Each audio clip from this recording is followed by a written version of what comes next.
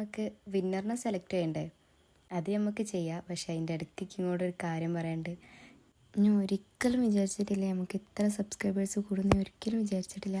ആകെ 116 സബ്സ്ക്രൈബേഴ്സ് ഉള്ളുമ്പോഴാണ് ഞാൻ ഈ വീഡിയോ ഇടുന്നത്.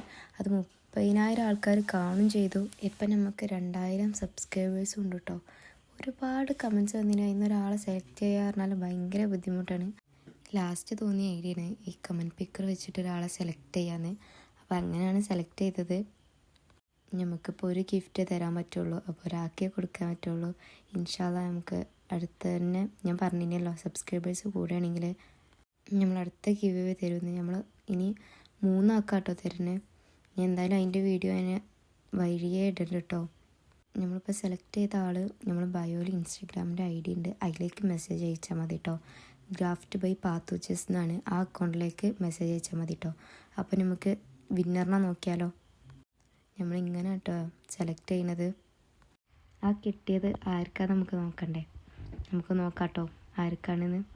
ഈ കമൻറ്റാട്ടോ സെലക്ട് ചെയ്തത് സ്നേഹ സൂസൻ എന്ന് പറഞ്ഞിട്ട്. ഒരു എത്രയും പെട്ടെന്ന് എനിക്ക് ഇൻസ്റ്റയിൽ മെസ്സേജ് അയക്കണം കേട്ടോ.